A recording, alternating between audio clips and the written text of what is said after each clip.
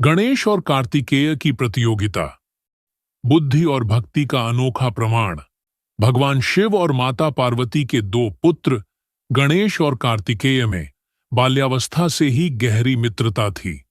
दोनों भाई एक दूसरे से बेहद प्रेम करते थे, लेकिन कई बार दोनों में यह देखने की जिज्ञासा भी उत्पन्न होती थी कि उनमें से श्रेष्ठ कौन है। शिव और पार्वती भी अपने पुत्रों के इस बाल स्वभाव से अवगत थे और उन्होंने इसे सहजता से लिया। एक दिन कैलाश पर्वत पर एक रोचक घटना घटी।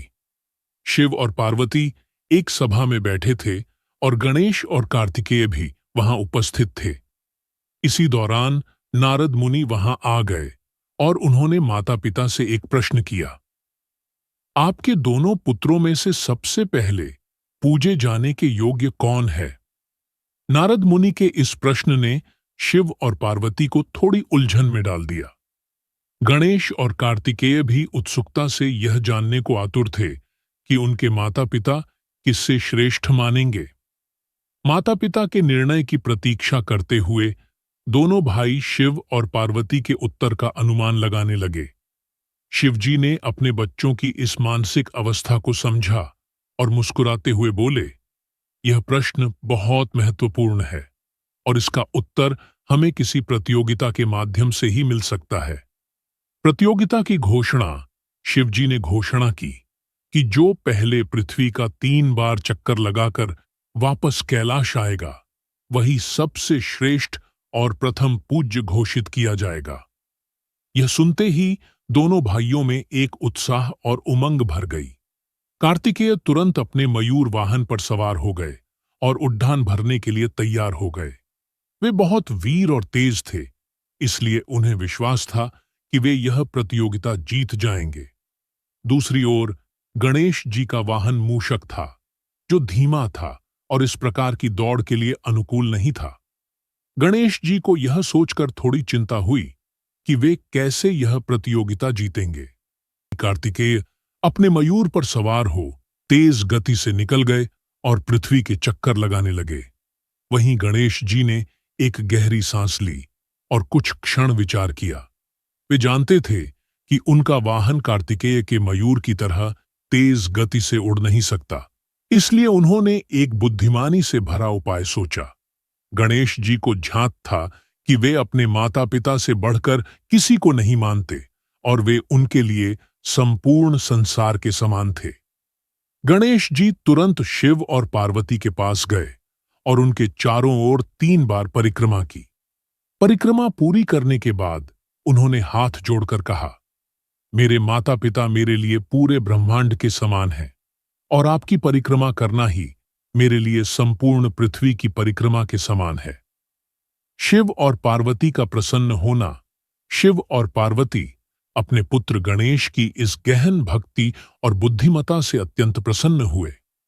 उनके इस ज्ञान, समझ और माता पिता के प्रति श्रद्धा को देखकर शिवजी ने उन्हें आशीर्वाद दिया और कहा, तुमने अपनी बुद्धि और भक्ति से यह प्रतियोगिता जीत ली है। आज से तुम सबसे पहले पूजे जाओगे और प्रत्येक कार्य के शुभारंभ में तुम्हारी ही पूजा होगी।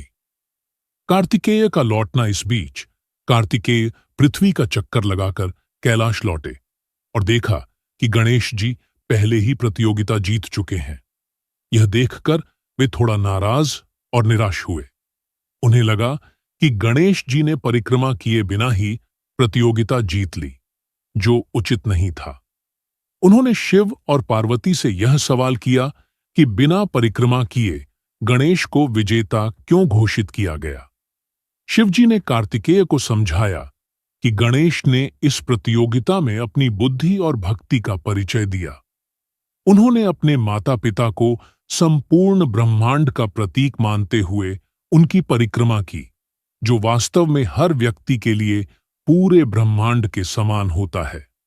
कार्तिकेय ने यह सुनकर अपनी नाराजगी छोड़ दी और अपने भाई गणेश की समझ और श्रद्धा को सराहा। इस कथा का महत्व। यह कहानी केवल एक प्रतियोगिता भर नहीं है, बल्कि इसके माध्यम से गहन धार्मिक और नैतिक संदेश प्राप्त होता है। गणेश जी ने अपनी बुद्धिमत्ता और श्रद्धा से यह सिद्ध किया कि माता पिता का सम्मान सर्वोपरि है। वे ही हमारे जीवन की आधारशिला हैं और उनकी सेवा में संपूर्ण संसार की सेवा का भाव निहित है। इस कहानी का एक और महत्वपूर्ण पहलू यह है कि किसी कार्य को पूरा करने के लिए सिर्फ शारीरिक बल ही आवश्यक नहीं, बल्कि उसमें विवेक, भक्ति और गहरी आस्था का होना भी जरूरी है। हर कार्य का शुभारंभ उनके आशीर्वाद से किया जाता है ताकि कोई विघ्न या बाधा न आए। इस प्रकार यह कहानी न केवल हमें गणेश जी की महानता और बुद्धिमानी से परिचित कराती है, बल्कि यह भी सिखाती है कि माता पिता का सम्मान और उनकी सेवा करना हमारी सबसे बड़ी जिम्मेदारी है।